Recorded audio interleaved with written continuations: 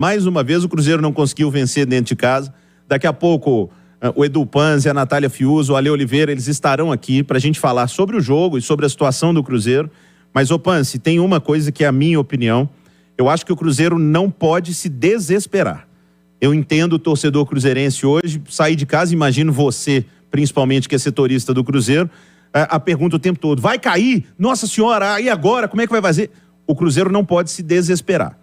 Porque, na minha opinião, pelo campeonato que faz, pelo elenco que tem, eu não me surpreendo do Cruzeiro perder para o São Paulo e para o Internacional. E se a gente para pensar, tal qual quando o jogo contra o São Paulo como contra o Inter, o Cruzeiro poderia ter empatado o jogo pelo menos. Meteu 3 bolas na trave do Internacional e no jogo contra o São Paulo, o Matheus Vital teve a bola do jogo para fazer 1-0. A gente nem sabe se depois o Luciano faria o gol com o Cruzeiro mais atrás, enfim, mas o Si não joga. O certo é que a preocupação da torcida do Cruzeiro eu entendo e ela é devida, só que lá dentro o Cruzeiro precisa tratar jogos contra Coritiba, Vasco e Goiás como decisão. Aí não é decisão de Copa do Mundo, não. É decisão maior do que isso, porque a história do clube está em jogo. Então é preciso que o trabalho desta semana seja muito bem focado e que os jogadores tenham muito, mas muito a noção do que significa jogar com provavelmente um Coritiba que já pode estar rebaixado no próximo sábado. Mas para o Cruzeiro é fundamental. Então, na minha opinião, o pior não é perder do Internacional, não. O pior é se não ganhar do Coritiba, que é a missão do Cruzeiro sábado. Precisa trabalhar. E eu queria a opinião sua, do Ale, depois dou inclusive o direito aqui para o Du e para a nossa audiência rotativa. Mais cedo eu e o Du, a gente teve uma discussão aqui no bom sentido, no embate, sobre qual é a influência do Zé Ricardo no time do Cruzeiro e o que ele pode fazer para o Cruzeiro não ser rebaixado, para o Cruzeiro melhorar. Na sua opinião, Nath, responsabilidade do Zé Ricardo? Zé Ricardo não tem culpa? É o elenco que é muito ruim? É uma soma de tudo? Sua opinião, Nath?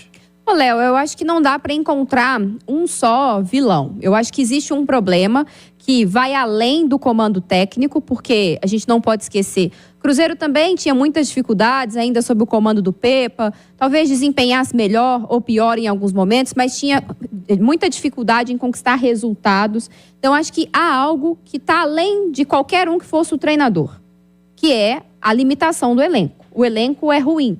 Às vezes a gente fala, fulano poderia ter chutado, fulano poderia ter tocado, fulano poderia ter tentado isso. Por que erra na tomada de decisão? Porque falta qualidade. Então, acho que esse é um ponto. Dito isso, eu acho que o Zé Ricardo tem as responsabilidades dele. Ele conseguiu fazer o Cruzeiro ter um ânimo renovado, jogar com mais intensidade, pressionar mais o adversário sem a bola. Foi assim com o Atlético, foi assim com o Bahia. Conseguiu. Mas, por exemplo, algo que me incomodou muito ontem no Mineirão, o fato de que o Cruzeiro tem um esquema de jogo que busca um centroavante que não existe. Eu acho que isso, por exemplo, passa pelo Zé Ricardo. Acho que passa pelo Zé Ricardo a falta de opções de atacantes no banco de reservas. Dadas as circunstâncias, não estou aqui dizendo que nenhum garoto do Sub-20 vai salvar o Cruzeiro do rebaixamento ou vai fazer milagre na reta final de temporada. Mas dadas as limitações do elenco, inclusive em quantidade, porque ontem não tinha nem o Papagaio, acho que está na conta do Zé Ricardo não ter tido, por exemplo, o Fernando no banco de reservas. Poderia ser uma luz no fim do túnel, ali na circunstância do jogo, com o Cruzeiro pressionando, buscando um empate nos minutos finais. Então, acho que eu questiono algumas vezes escolhas dele entre os relacionados, eu questiono, por vezes, substituições que ele faz, eu questiono o fato de que o Cruzeiro joga de um jeito que ele não tem um atacante para empurrar a bola. Então, acho que o elenco tem culpa, quem montou o elenco tem a maior responsabilidade, mas o Zé Ricardo não está livre, não. Ô, Du, acho que a Nath foi num ponto que a gente concorda. Que se tiver que eleger as responsabilidades, a maior parte, com toda certeza, é da direção. Porque ela que colocou um teto salarial, um teto técnico para os jogadores, ela que contratou, ela que trouxe o Pepa, e acho que teve mérito nisso, mas ela que teve a situação do Pesolano também no início do ano, o Pesolano não queria ficar, ficou até um certo tempo, aí vem o Zé Ricardo. Então, ao elencar as responsabilidades de um momento difícil que o Cruzeiro está passando, a direção se sobressai, Du. Eu falei isso mais cedo no Rádio Esportes, né? Eu acho que grande parcela de culpa é da gestão, do planejamento, do elenco, da maneira como foi montado, da troca de treinador, da demissão do Pepa. Até hoje eu tenho muita convicção de que a diretoria errou ao demitir o Pepa. O problema do Cruzeiro não era técnico e o problema do Cruzeiro não é técnico. Ainda que o Zé Ricardo seja um técnico inferior ao Pepa, ainda que eu não contratasse o Zé Ricardo, mas o Cruzeiro não está nessa situação por causa do Zé Ricardo. Se a gente olhar aproveitamento, eu não fiz essa conta, mas eu imagino que o aproveitamento do Zé Ricardo deva ser muito parecido com o do Pepa.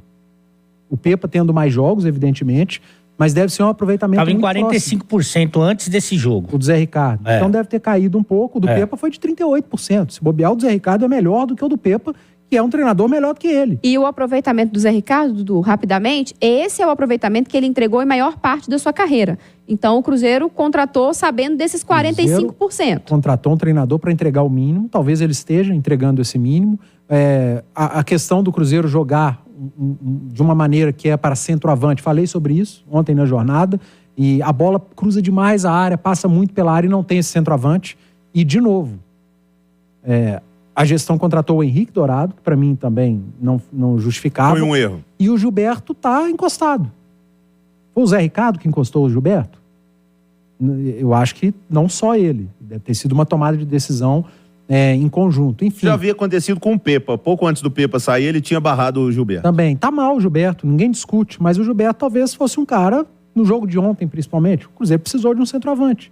E não tinha. Quem começou a finalizar no segundo tempo no início foi o Machado, que não é um grande finalizador. Então é claro que você divide a parcela, mas eu acho que, independentemente de Pepa ou Zé Ricardo, para mim está cada vez mais claro que o elenco é fraco, o elenco tem pouco a entregar, e são raros os lampejos de alguns jogadores que tecnicamente se sobressaem no Cruzeiro, não em relação ao adversário.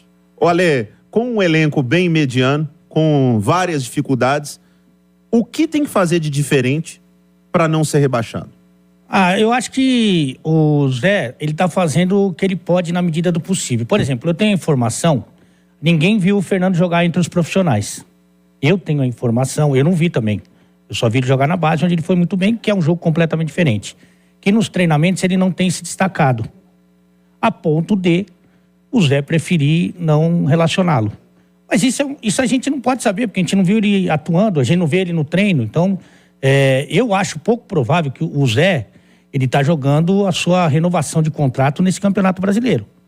Se o Cruzeiro fica bem na Série A, ele tá o ano que vem.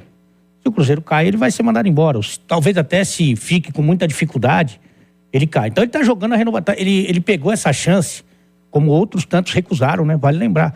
O Du falou que não traria o Zé, nem o Cruzeiro traria. É verdade. Porque 7 outros nomes foram consultados. 7? 7 outros nomes foram consultados e recusaram.